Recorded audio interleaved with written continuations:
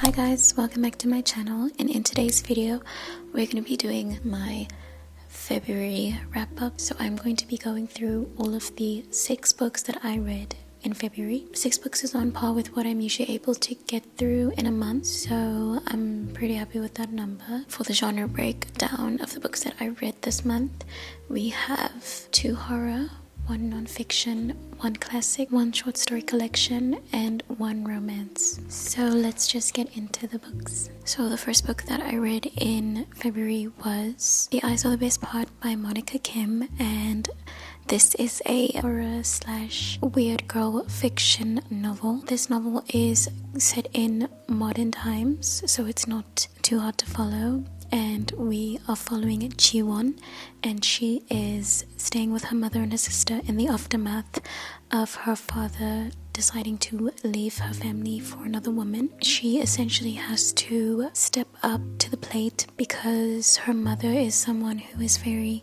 male identified, and she essentially falls apart and spirals after their father leaves them. Ji-won and her sister Ji-hyun have to basically tiptoe their way around her as to not trigger her, the mother, because she's incredibly sensitive. Ji-won is in university and she's studying, and she is essentially having a hard time in university. She has her own friendship dilemmas that she's been through, but her life is essentially shaken up when her mother returns to their household and announces that she has a boyfriend, and the introduction of her mother's boyfriend into Ji-won's life slowly deteriorates at their family and also at Ji-won herself. In the midst of this, she has to grapple with the obsession she has with her mother's boyfriend. This book was very promising in terms of like the promise of gore and female rage, and I feel like in those aspects it did deliver. It was gory. I'm someone, I think I have a bit of a strong stomach, so it wasn't like too visceral for me, but I did enjoy the gore imagery. That's just my cup of tea, and I enjoyed the man-hating to an extent. I think I like man-hating, but I also feel like it has to be like substantive. It can't just be, well, every man in this novel is going to do something bad and then therefore they are going to pay. It kind of felt a bit on the nose, but I did still enjoy it. The pacing of this novel was quite slow and quick at the same time, and that's because it had many chapters. There were over 70 chapters in this novel, so we honestly moved from scene to scene quite quickly. But in terms of like pushing the overall story forward, there were moments that were dragging a bit, especially towards the middle of the novel. But there are a couple of very interesting elements present in this novel, primarily the culture practice of eating fish eyes for luck amongst Koreans, taking the culture practice of eye eating and then putting that onto the male gaze and subverting that male gaze with like the ultimate repercussion of the male gaze is to have your eyes eaten. And I like that metaphor. There's elements of like academia, of friendships, of basically small mentions of the Korean occupation and the immigrant life and how much harder it is to prosper in America as an immigrant. So these are all things that were like lightly touched upon, not necessarily built. I feel like the main element of the story was the haunting of obsession and the negative side effect of living a life where you're constantly under the watchful gaze of a greedy man. And for things that I didn't like in the book, I felt like the writing itself was very, I want to say, clunky. It didn't really flow for me reading this book. I didn't enjoy the writing that much. And also just like in terms of the messages and the meanings, they felt quite on the nose in terms of like certain comments that characters would make. It almost veered onto cliche in a sense, but in terms of the overall substance of the book, I definitely resonate with the meaning, and I felt found the ending to be satisfactory to a sense. It didn't really stick out to me as like a story that moved me entirely, but it was still interesting to read, entertaining in a sense. So overall, I just gave this book 3 stars because of that. Next book that I read is Pet Sematary by Stephen King, and this is a horror novel, pretty much normal horror. I believe it was published in the 80s, so it's like, if you want to say like modern classic horror. And the story behind the title is that we're basically following a family, with the father being Louis Creed, and he's also our main protagonist. And this family moves into a house which is directly adjacent to a busy highway, and behind the house there is this beautiful hill and wooded area where if you go up the hill there is a cemetery for pets, and this location has been kept and maintained by young children who have unfortunately lost their pets, and in commemoration of their beloved friends they bury them in the pet cemetery, and it's kind of like a ritualistic act which takes place in the town. And for this book I rated it 3.5 stars. I definitely enjoyed certain aspects of this book, and I did feel spooked at some points, but I genuinely felt like it was incredibly long. Like, Stephen King writes and writes and writes and writes and writes and writes even more. Like, it almost is like the book is so long, but I'm questioning whether it has to be that long, because like whatever happens he will conveniently remind you of it, so you don't really need to remember the things that you've read, because he will remind you of it, anything that's super important to the plot. Yeah, but I picked up this book because I wanted to read a Stephen King novel. I know that he is incredibly prolific amongst authors, and he has so many book to screen adaptations, and he's just incredibly well respected, and I can see why he is so well respected. This book carries a very heavy message hidden in it, so I can see the genius of this novel, and I feel like if you're someone who is in a certain phase of your life, then this book, the fear of this book can hit even harder. But overall, I think the main reason for my rating was just that I felt like this book would never end, and I don't think it needed to be as long as it is. I think obviously it was entertaining, and there is a bit of a mystery element to it, because you know that this is a horror novel, so you're kind of questioning what is the horror that is going to take place. And obviously as the plot develops, things are revealed to us about the town and certain forces that work on the town and secrets that are held by the townspeople, and that does make it a lot more interesting. I felt like I enjoyed the book. Maybe the ending lacked. I liked the ending, to be honest. I think the ending in terms of like the evil that came forth, I don't know, I feel like it lacked something. I'm not quite sure what. It was scary, but it kind of, maybe it was an explanation, but I guess the mystery of the supernatural power, I guess you could say, is the driving force of this novel, and that kind of intersection of the supernatural power into meeting with our human desires and the aftermath of that disastrous encounter.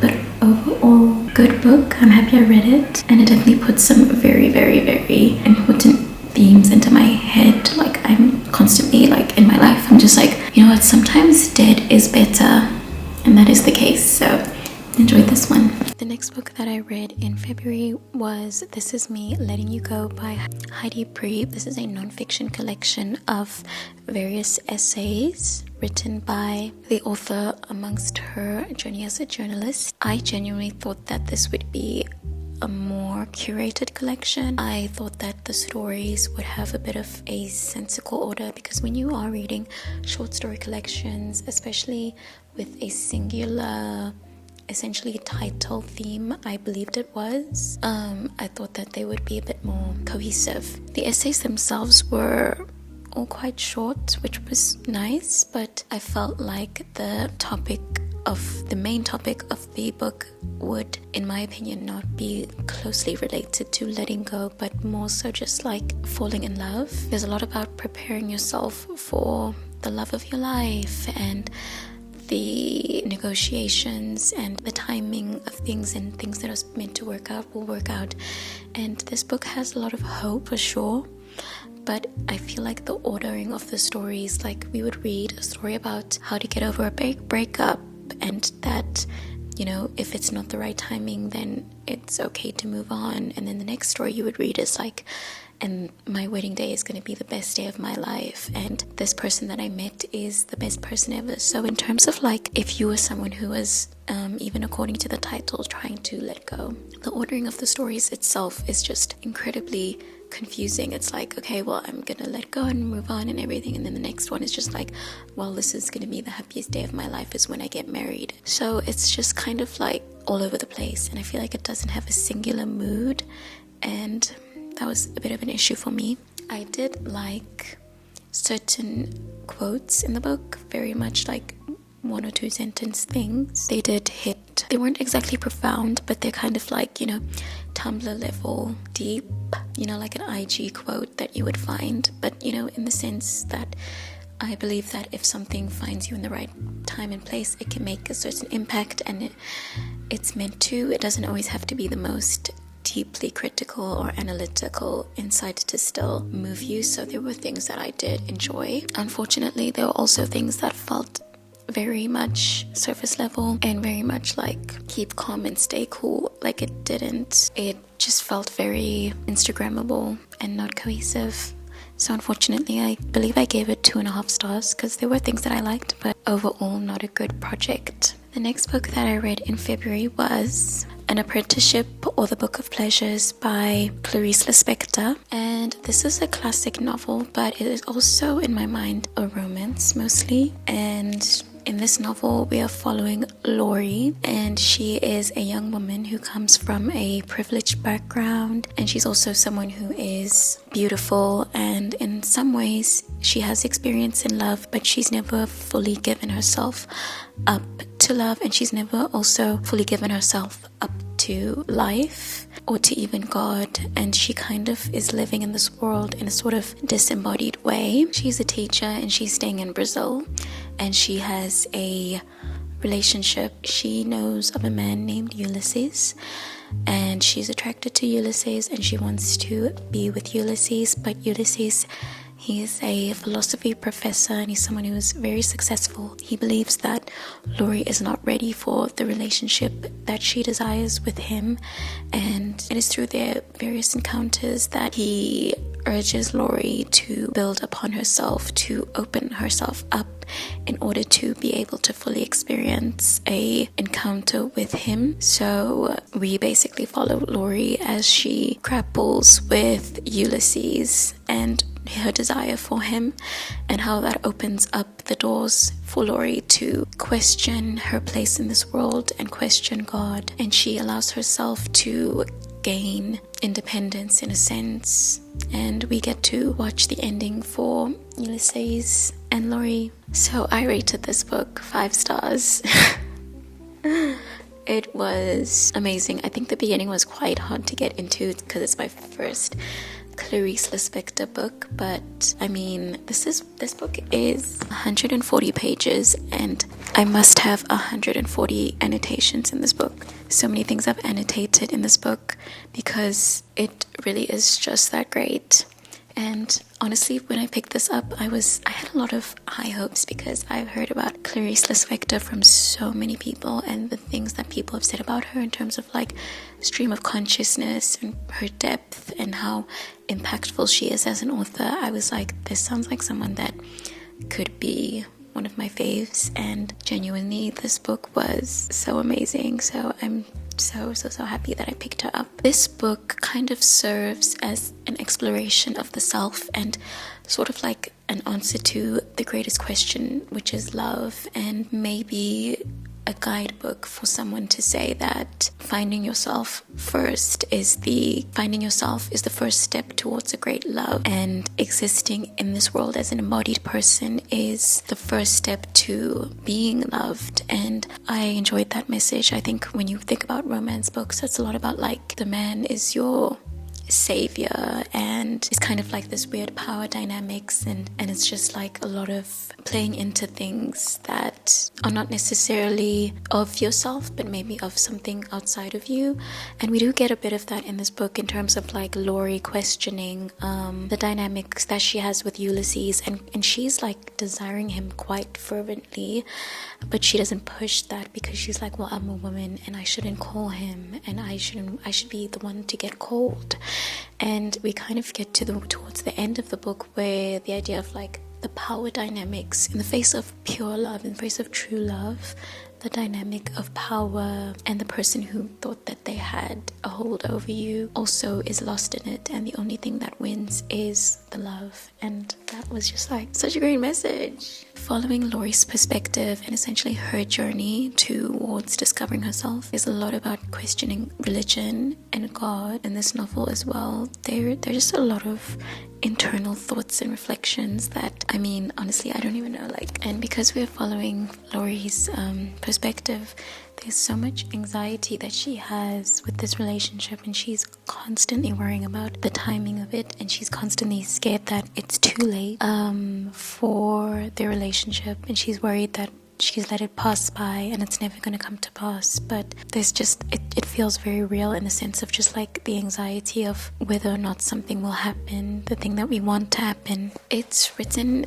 in a very stream of consciousness way, and there are definitely connections in this novel that went over my head. This is a book that I'm going to have to come back to over and over again, and I will do so gladly. When I was reading this book, it honestly took me forever to read this book because I would read a tiny portion and it is just extremely packed with profound knowledge that you cannot binge this. I mean, you can binge this if you want, but I needed to take breaks in order to process what was going on and in order to fully savor the story, which I recommend. It was just such a good book. This book is a story about love. It's about self-love. It's about self-discovery, and I would recommend it to anyone who is even remotely interested in any of those things, because it was such a beautiful experience. And I feel like if you like maybe like someone like Jeanette Winterson, you really might enjoy Clarice Lispector. I think they have a sort of a similar vibe and just like a very good ability to depict love. That's what I've noticed in both of those authors. The next book that I read in February was Abigail by Magda Szabo, and Magda Szabo was a Hungarian author, and she writes primarily, or she's written quite a lot about the effect of the Second World War on Hungary, and that's in a sense what this novel is following. And this novel was translated from Hungarian by Lynn Ricks, and it is an NYRB classic edition, which is so pretty. I'm obsessed with the cover and the color scheme. They really do put a lot of effort into these, and I feel like the mastery of this book is how well Magda is able to communicate the voice of a 15-year-old girl. It genuinely feels like we are in the mind of a young girl who has grown up in a privileged situation, and the thoughts that she has and sort of like the change that she goes through in her life. It all seems very realistic, and the games that are played, we follow our protagonist Gina as she is sent to a boarding school around the time of the Second World War, and she is unsure of why she's being sent to this school. Her father is a general, and she didn't have a mother growing up, so her father is pretty much the person that she's the closest with, and it really tears her apart having to be sent away from her family and to a boarding school which is quite far from where she stays in Budapest. And this book just works well because as if we were a young 14-year-old girl having to learn about the war through her eyes and to see the injustices and to hear about them in sort of like in a country where propaganda is being peddled and where any sort of dissidence is seen as a crime against your country. And if you didn't know, Hungary fought as an Axis power in the Second World War. I think this book just goes to show that there were some Hungarian people that were on the right side of history and that were opposing the allegiance to the German regime. And I believe that she really is able to portray in a very in-depth way the intricacies of young womanhood and the connections of young girls and how it feels to be isolated and the things that you need to do in order to fit in. I feel like the element of girlhood in this book was done super well. In the past, I've had a hesitation to reading books about high school students because I would feel like I'm much older than that, so it would be not above me, but it wouldn't be as interesting. But this book, I feel like it's so emotionally accurate that it really, in some ways, becomes nostalgic, and the entertainment is sort of remembering what it is like to be a young girl, having to ingratiate yourself to a group of other women. So I found that to be very interesting and well done. And fundamentally, this book uses the setting of the boarding school in order to convey the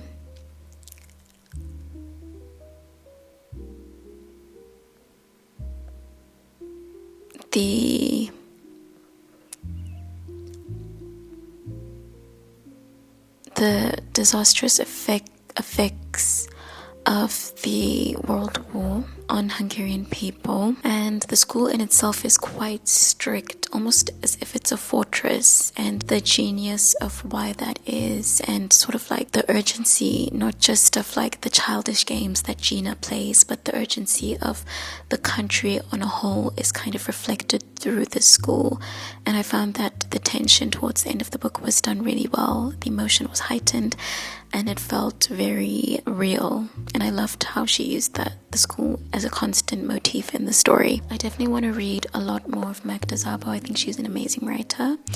I know she has another book called The Door, which everybody talks about, so I definitely hope that I can pick that one up soon. But if I was to mention any sort of gripes I had with the novel, it's that it is very long, and towards the end, I think it was because I was reading it sort of like trying to, as part of a 24-hour readathon, I was pushing at it quite in a short period of time.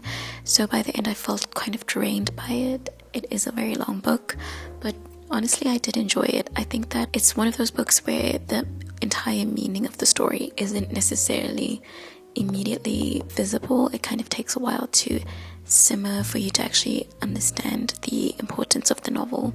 But overall, such a good book. And the last book that I read in February was Lights by Olga Tokarczuk. I picked this up because I want to read as many Nobel laureate authors as I can. I also wanted to read a Fitzcarraldo edition, and I guess I also want to read as many International Booker Prize winning books as I can. So in this novel, I got to tick off all three of those. So very happy. I found this book to be very interesting, very, very interesting. This is a short story collection, just to mention, and it essentially follows themes of travel primarily, and also of human anatomy and disciplines such as the preservation of the human body and plastification, and with that the question of the soul and the body, and the mortality of the body versus the immortality of the soul. There are various short stories that are kind of split apart. We get to follow historical figures and follow fictional characters dealing in the world of plastification, or fictional characters that are just simply traveling, and we get to view their experience. And I thought this book was very interesting. I feel like topics and thought patterns and ideas that I've never even would have ever even thought to have had in my entire life were put forth in this book.